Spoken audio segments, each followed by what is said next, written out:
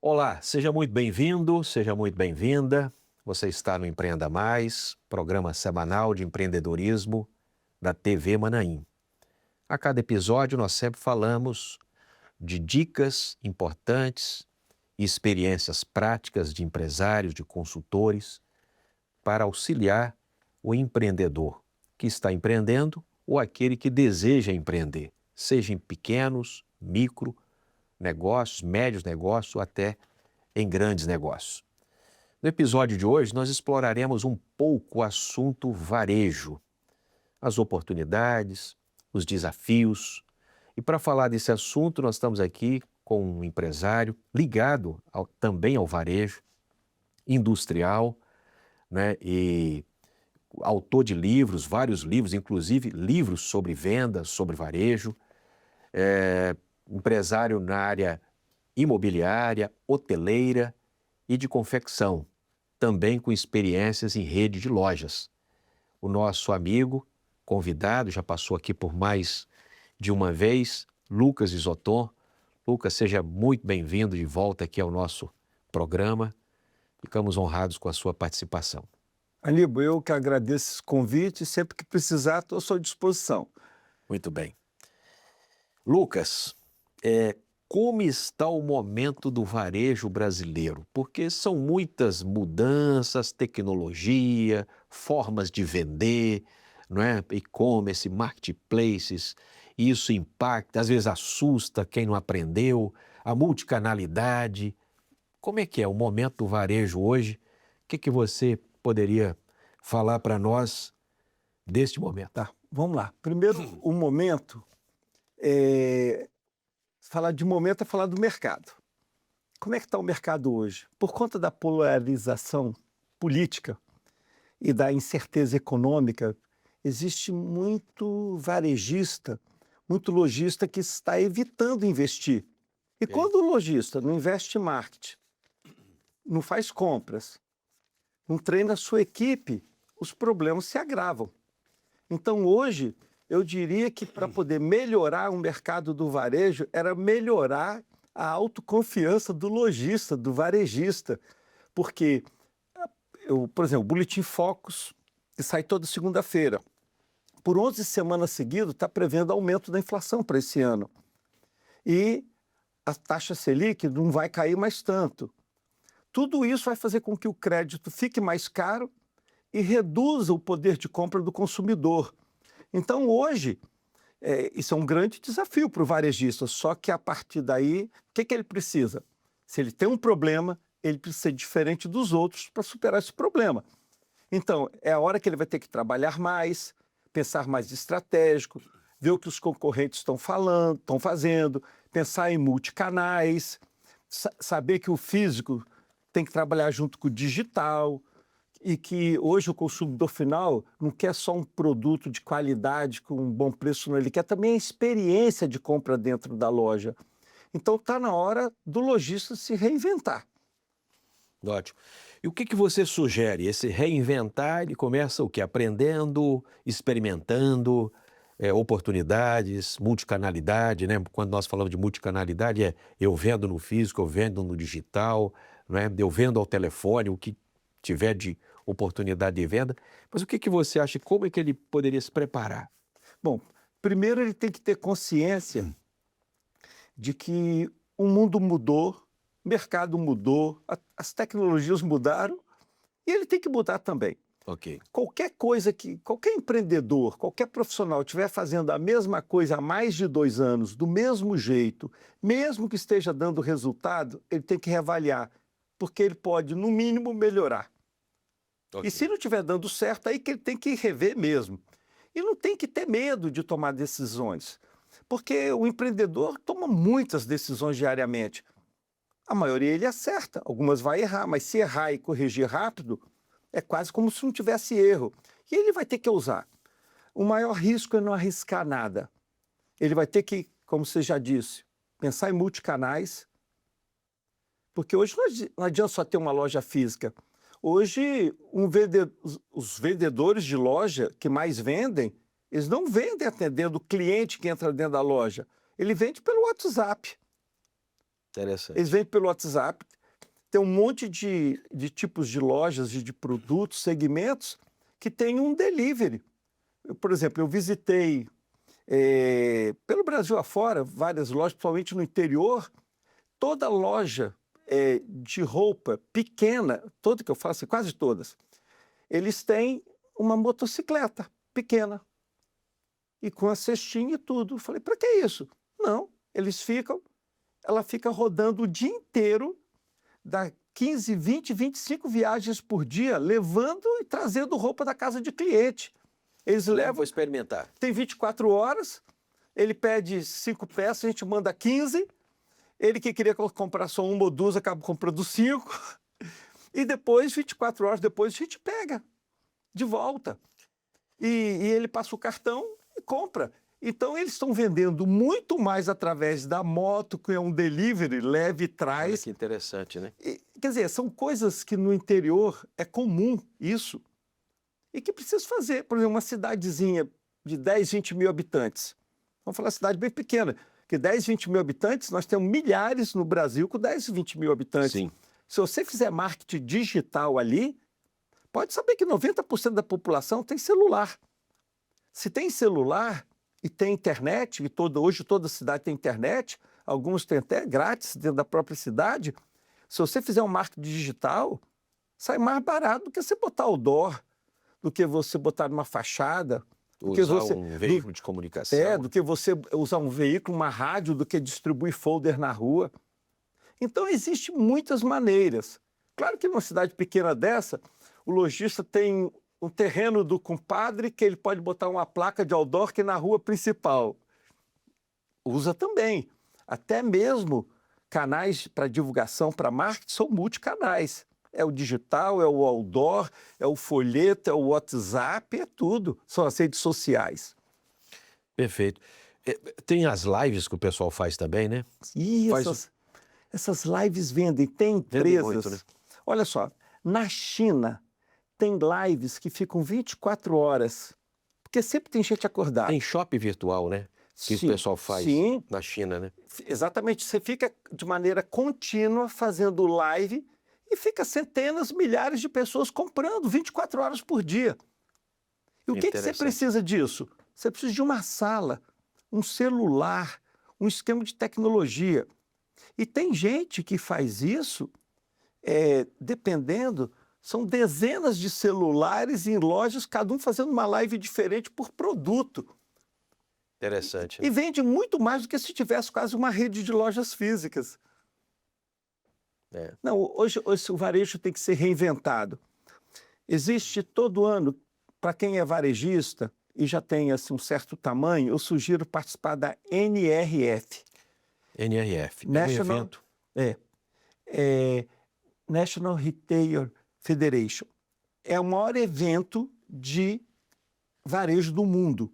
Esse ano teve... Em Nova York. Em Nova York, toda a segunda semana de janeiro. Tem empresas brasileiras que levam pessoas... Desse ano teve 1.500 brasileiros participando, no total 40 mil pessoas do mundo inteiro, de mais de 100 países, 450 palestrantes para 200 palestras, indo a uma feira de tecnologia com 1.000 estandes do lado. Eu já fui numa dessas que o palestrante foi Bill Clinton, ex-presidente dos Estados Unidos. Ex-presidente dos Estados Unidos, falando como ele vendia jornal dentro de um supermercado. Você que já foi dono de supermercado, sabe? O dono do supermercado deixou ele ficar vendendo o jornal na entrada do caixa. Era onde ele mais vendia, que todo mundo passava e pegava o jornal, ele com 13 anos de idade vendendo. Percebeu ali a oportunidade. Né? Desse dia, Bill Clinton, ele tinha 500 jornalistas só para ouvir. Só para poder ouvir a palestra dele. 500 jornalistas para ele falar da experiência dele. Como vendedor. Como vendedor. E depois, claro, acabou falando do sistema de saúde, do governo dos Estados Unidos, essas coisas todas. Interessante. Lucas, nós sabemos que em qualquer negócio, seja indústria, seja serviço ou varejo, faturamento não significa lucro, né? Mas faturar é um ponto de partida para se ter lucro. O que um varejista hoje poderia fazer? Nós já falamos, né? Você já falou alguma coisa aqui, mas o que ele poderia fazer a mais para faturar mais e ter lucro naturalmente? O que você poderia falar sobre isso? Vamos lá. O meu pai, já falecido há muitos anos, ele teve pouco estudo, poucos anos de estudo, vou dizer, na antiga escola primária. Mas ele falava uma coisa para mim, falava assim, meu filho, aprenda uma coisa você na sua vida, para você e para as suas empresas. Não se mede ninguém pelo que ganha, mede pelo que sobra. O que isso quer dizer? Quer dizer que não adianta você vender muito, ter receita alta, se seu custo é alto, você não tem lucro. Se levar para um jargão assim, de uma pessoa, o que é melhor? A pessoa ganhar R$5.000, gastar 4 e sobrar 1 todo mês, ou ganhar 10.000, gastar 12 e faltar 2 todo mês? Um está ganhando o dobro do outro. Sim. Mas um está tendo lucro, está tendo sobra, o outro não. Então, tão importante quanto aumentar as vendas, aumentar as receitas, porque também vender não quer dizer que recebeu. Tem inadimplência, tá? Se ele vende a crédito, né? Se vende a crédito, tem inadimplência. Então, mas tão importante quanto vender e receber é gastar menos. E dá para se fazer gastar menos, reduzindo o custo de aluguel, reduzindo o custo de gente, de energia, de marketing, de estoques. Só para ter uma ideia, na área de moda, teve um determinado ano que eu levantei esses dados mais precisos, uma loja, para vender muito bem, precisava ter 3 vezes o seu estoque mensal. Por exemplo, se ele vende 3.000 peças de roupa, 1.000 peças de roupa por mês, ele deveria ter 3.000. Mas tem que ser 3.000 dividido em bermuda, camiseta, calça, em categorias, por tamanho e por cor, né? A média do Brasil era 8 meses. Então, olha quanto de grana que está perdendo. Então, hoje, parado, né? Gerenciar estoques é a melhor maneira de você poder reduzir seus custos. Uma vez eu estava numa Se fala muito, né, Lucas, dentro desse assunto, desculpa aí te interromper, de gerenciamento de categorias, né? E você fazer esse trabalho Sim. de gerenciar tudo que você tem por categoria e, naturalmente, que é o gerenciamento do estoque e desse giro para não ter ruptura, né? Não ter falta de produto e tudo mais. Né? Todos esses softwares de gestão de loja, de varejo, que tem dezenas aí no mercado, a maioria bons, eles te separam por marca, por grupo de produto, por grade, por cor.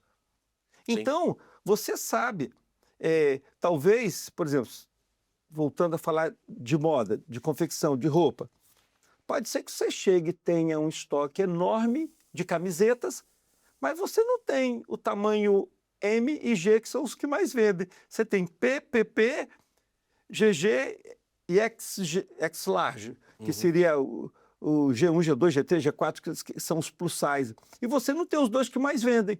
Você tem que comprar daquela marca que gira, na cor que gira, para suprir essa grade do meio. E hoje a tecnologia te ajuda nisso. Sim. Inclusive a inteligência artificial é algo que pode ajudar o varejo. Olha, eu uso uma média de 5 inteligências artificiais, normalmente. Ontem eu usei umas 8 vezes inteligência artificial, 3 inteligências diferentes. E normalmente tem gente que usa inteligência artificial ainda para fazer pergunta como se fosse o Google.